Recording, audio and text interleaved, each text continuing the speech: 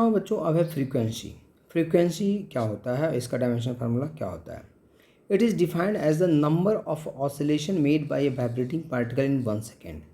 1 second में कितना number of vibration होता है, this is known as a frequency.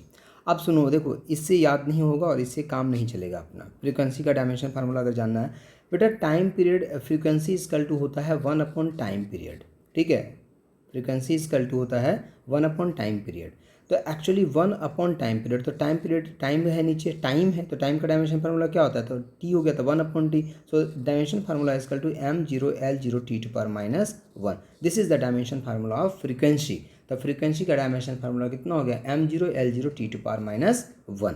ठीक है, और अगर ऐसा यूनिट पूछे तो सेकेंड के पावर -1 बोलते हैं, या फिर इसका जो ऐसा यूनिट होता है सेकेंड को -1 बोल देंगे हम। ठीक है, क्योंकि फ्रीक्वेंसी इजकल टू ये बोलेंगे, frequency is equal to 1 upon time period होता है। तो टाइम पीरियड जो होता है, टाइम तो सेकंड हो गया है ऐसा यूनिट, तो 1/2, तो सेकंड के पावर -1 बोलेंगे बेटा इसको हम। ठीक है, तो ये याद रखना है, इसका डायमेंशन फार्मूला हो गया फ्रीक्वेंसी का मतलब m0L0 T⁻⁻1।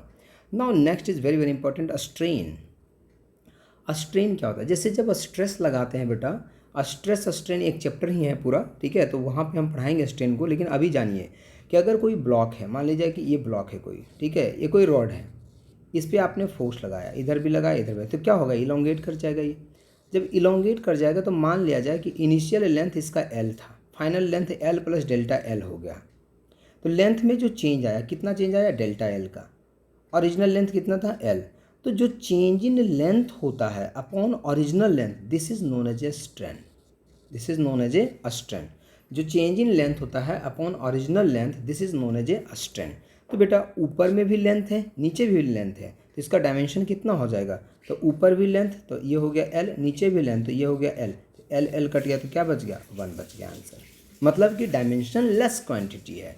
और स्ट्रेन एक ऐसी क्वांटिटी है बेटा, नहीं इसका कोई डायमेंशन है और नहीं इसका कोई यूनिट है। कोई यूनिट नहीं है, यूनिट भी कोई नहीं है। यूनिट कैसे होगा? क्योंकि ऊपर भी L है तो ऊपर में मीटर, नीचे भी मीटर, तो मीटर मीटर कट गया तो कोई यूनिट भी नहीं।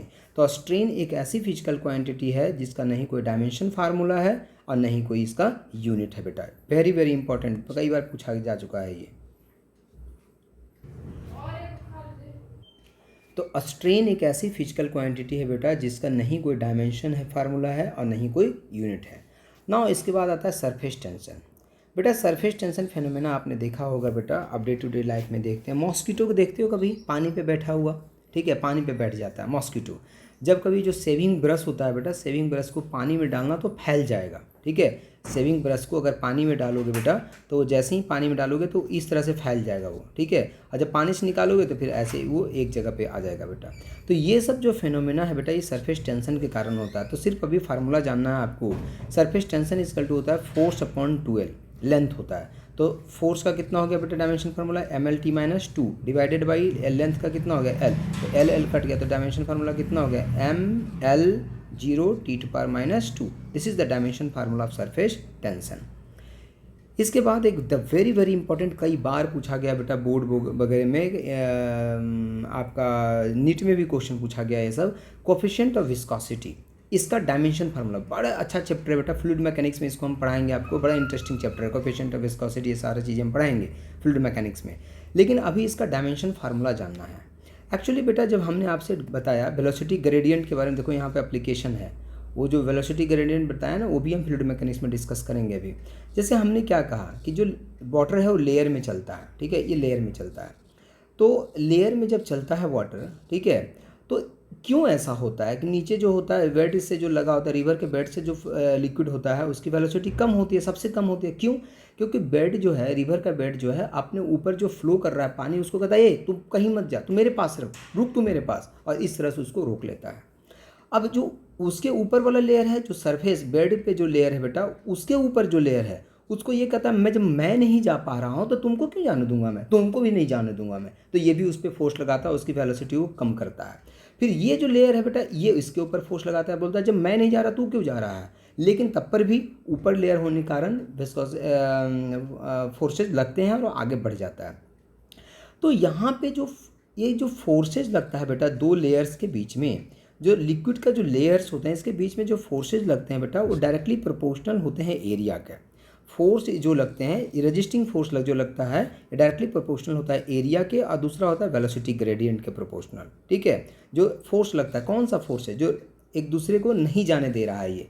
ठीक है, एक दूसरे को जो नहीं जाने दे रहा है, इस लेयर के बीच में एक फोर्स लगता है, अपोजिंग फोर्स लगता है, रिलेटिव मोशन को रोकता है बेटा। तो ये जो फोर्स लगता है एक दूसरे के बीच में, वो फोर्स जो होता है एरिया पे और वेलोसिटी ग्रेडियंट पे डिपेंड करता है। ठीक है, अब देखो जरा लिखा हुआ क्या है बेटा, the property of a liquid due to which it opposes the relative motion between its different layers is called viscosity, and the force between the layers opposing the relative motion causes motion viscous force. Force is directly proportional to area होता है, force is directly proportional to velocity gradient. जब दोनों को combine करते हैं बेटा तो F is directly proportional to A D upon D X आता है। जब इस प्रोपोर्शनल का साइन हटाते हैं तो यहाँ पे एक कांस्टेंट आता है, this constant is known as a coefficient of viscosity. Now formula क्या बन गया कोएफिशिएंट ऑफ विस्कोसिटी का, F upon A into D V upon D X. Now हमें सिर्फ डायमेंशन फार्मूला जानना था बेटा, ये हमें अभी पढ़ने की ज़रूरत नहीं है, लेकिन हमने बताया फार्मूला आपको, क्योंकि डायरेक्ट ये फार्मूला बता दूंगा तो आपको लर्न करना मुश्किल हो जाएगा, इसलिए हमने ऐसे करके बताया। नाउ फोर्स का डायमेंशन फार्मूला कितना हो जाएगा, M L T minus two divided by area का कितना हो जाएगा, L square into D V upon D X का क्या हो जाएगा बेटा, क्या देखा था आपने, वेलोसिटी ग्रेडियंट का डायमेंशन फार्मूला। वेलोसिटी ग्रेडियंट का डायमेंशन पूरा ऊपर वेलोसिटी है ना, तो वेलोसिटी का हो गया एल टी माइनस वन और नीचे है लेंथ, तो ये हो गया, तो T to power minus one था बेटा, तो T to power minus one. So this is equal to, अब कितना हो जाएगा देखो ऊपर चला जाएगा तो M L T minus two हो जाएगा फोर्स का, इंटू ये हो गया L to power minus two और ये हो गया टी टू पावर वन। ठीक है बेटा, तो सबको कंबाइन करो एक साथ करो तो कितना हो जाएगा, एम एल माइनस वन और T to power minus one. This is the dimension formula of coefficient of viscosity. Very very very important बेटा, ये कोएफिशिएंट ऑफ विस्कोसिटी का डायमेंशन फार्मूला हो गया M L minus one T minus one. अगर ऐसा unit पूछे बेटा तो ऐसा यूनिट क्या हो जाएगा इसका, ऊपर है फोर्स तो न्यूटन, नीचे एरिया है तो मीटर स्क्वायर, और ये है D V upon D X, तो ऊपर मीटर पर सेकेंड तो ये हो गया पर सेकेंड, मतलब मीटर पर सेकेंड मतलब न्यूटन सेकेंड पर मीटर स्क्वायर, इसका ऐसा यूनिट हो जाएगा बेटा। ठीक है, तो इस तरीके से हम फार्मूला याद रहेगा बेटा तो आप निकाल पाएंगे। इसके आगे बच्चों अब करंट इलेक्ट्रिसिटी का है, इलेक्ट्रोस्टैटिक्स का एक सब पार्ट है बेटा, इस पर हम डिस्कशन बाद में करेंगे अभी। ठीक है, नाउ अब देखिए मैं इस पेज पे आ रहा हूँ बेटा, जो पेज हमने आपको भेज रखा है, डेंसिटी हो गया, अभी हमने इस पर डिस्कशन नहीं किया है।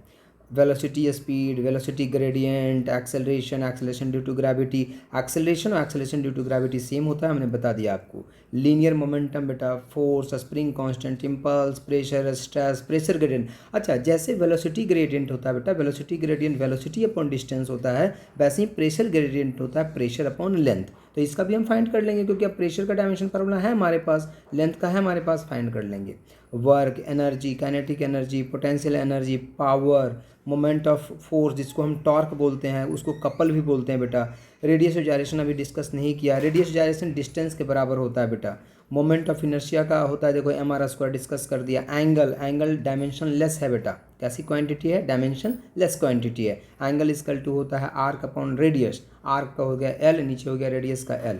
सॉलिड एंगल बेटा क्या होता है, सरफेस एरिया अपॉन रेडियस, तो रेडियस का स्क्वायर, तो सरफेस एरिया का हो जाएगा एल स्क्वायर, नीचे हो जाएगा रेडियस का स्क्वायर एल स्क्वायर। तो ये भी डायमेंशन लेस क्वांटिटी होते हैं, लेकिन ध्यान रहे बेटा डायमेंशन लेस क्वांटिटी है लेकिन इसका यूनिट है दोनों का, एंगल और सॉलिड एंगल दोनों का डायमेंशन लेस क्वांटिटी है, दोनों डायमेंशन लेस क्वांटिटी है लेकिन यूनिट है बेटा। ठीक है, एंगुलर वेलोसिटी डिस्कस कर दिया, फ्रीक्वेंसी, एंगुलर एक्सेलरेशन बेटा एंगुलर वेलोसिटी अपॉन टाइम हो जाएगा। एंगुलर मोमेंटम इनटू डिस्टेंस होता है। स्ट्रेन देखो डायमेंशन लेस क्वांटिटी है और इसका कोई यूनिट भी नहीं है, पूछा गया है बेटा कई बार क्वेश्चन में कि ऐसी क्वांटिटी बताओ जो डायमेंशन लेस क्वांटिटी है और इसका कोई यूनिट भी नहीं है, तो वो कौन सा है, स्ट्रेन। ऐसी क्वांटिटी बताओ जो डायमेंशन लेस क्वांटिटी है लेकिन यूनिट है, कौन सा, angle, plane angle, solid angle. तो ये सारी चीज़ें आपको ध्यान में रखना है बेटा। कोएफिशिएंट ऑफ इलास्टिसिटी, ठीक है, ये अभी हम डिस्कस करेंगे। अभी स्ट्रेस स्ट्रेन, सरफेस टेंशन बता दिया, कोएफिशिएंट ऑफ विस्कोसिटी बता दिया। ठीक है, अब देखो यहाँ पे, अब ये जो है बेटा यहाँ से थर्मल प्रॉपर्टीज ऑफ मैटर से कुछ जो फिजिकल क्वांटिटी है यहाँ पे हमने लिया है, इसके बारे में हम नेक्स्ट अभी डिस्कस करेंगे नेक्स्ट क्लास में।